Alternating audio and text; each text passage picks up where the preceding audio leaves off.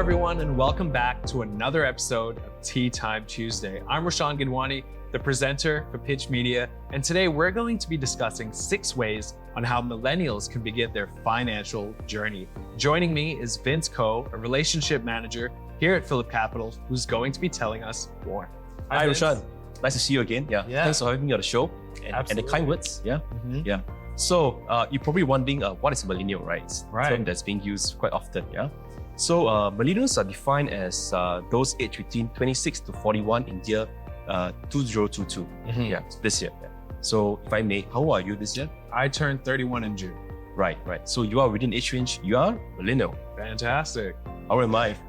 I'm not sure. Why don't you tell me? 32. So we're both millennials. Yeah. We're the perfect people to be discussing this. Fantastic. Millennials. Yeah. Okay, so let's dive right in. As a millennial, what's the first thing I should do to begin my financial journey? Please enlighten me. Right. So as millennials, right, we should have a rainy day fund to protect ourselves, our downside. Right. Life is always not so smooth sailing, right? So in case of this rainy day, you can tap into this fund. So how much should you set aside? Let's say if I'm earning a take-home salary of $4,000, I should set aside 20% of the $4,000, which is $800, into this rainy day fund every month. Okay. Right. So these things, what can you use from this rainy day fund? It could be, to pay for your, let's say, accidental car repairs. Right. Or if you pay for your ultrasound and pregnancy testing for your spouse.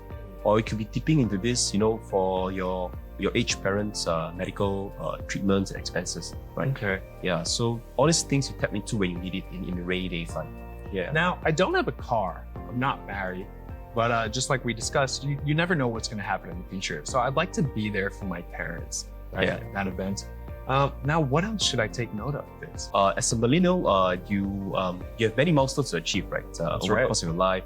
You want to go on holiday, take masters, have children, have kids, buy car, buy house. And so it's many financial milestones to achieve, right?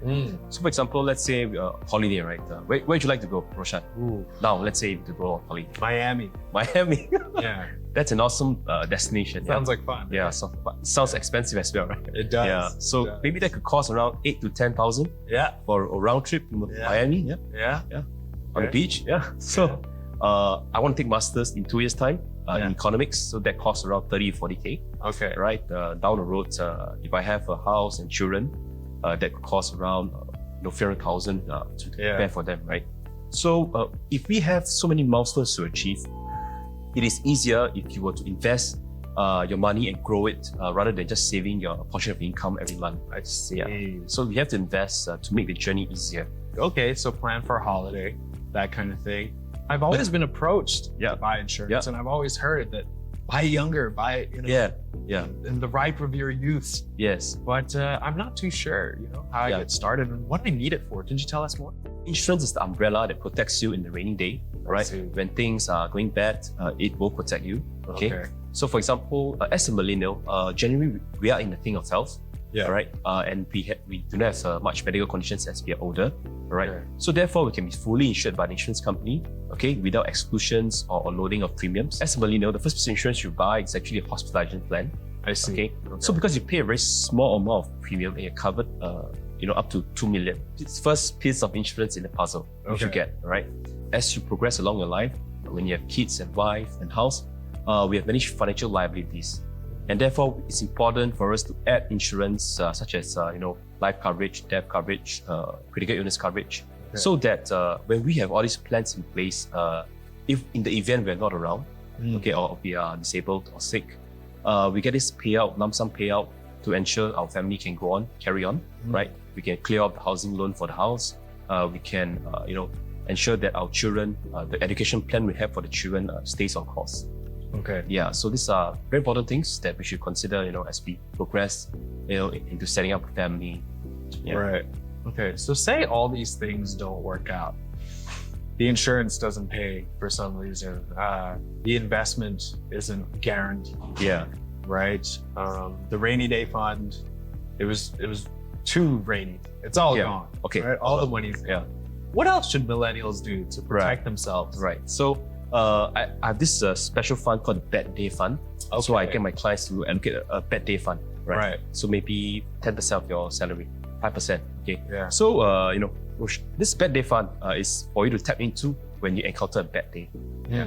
So, Roshan, what do you like to do on a bad day, for example? Generally, I like to think I have a lot of good days. Yeah. But on a bad day, go to the beach, go cycling, Cycling, yeah. get a drink, Get a drink. something like that. Okay, that sounds good to recharge, yeah? Yeah. I like that word. Recharge. Revitalize, yeah. Boom. Yeah. So, bad day fun is for you to recharge, revitalize yourself, buy an ice cream. Ice cream always makes people happy, right? Yeah. Yeah, Absolutely. right. For ladies, you want to do your nails, do your hair, Yeah. look good, feel good, yeah? Get back up when you're down. Yeah. So it's all these things that help you to lift yourself up Yeah. when you're down. That's the purpose of this bad day fund. Okay. Because as millennials, we worry about a lot of things, about setting up family, Lots of stress. these days. raising kids, Right. future-proofing our careers, whether our careers, will be viable in the future. Right. A lot of this stress adds up, so it creates all this mental stress in your body. Yeah. So this bad day fund allows you to release all the stress. Yeah. I see. Yeah. So as I try to revitalize myself, recharge myself, I walk along Orchard Road and there's so many sales happening. Yeah. You want to walk into Boss almost and buy $1,000 suit. But how do we protect ourselves from unnecessary spending? I think it's good to curb unnecessary spending. Yeah. Because nowadays we have Lazada, Shopee, and all the 11, 22, 33, 88 just passed, right? So you're saying avoid unnecessary spending. Yeah, try.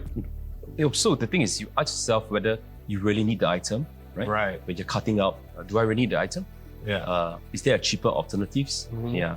An LV wallet and a normal wallet, both the purpose is to carry money and cards in the wallet, right? Right. Yeah. So So you're saying stick to the purpose.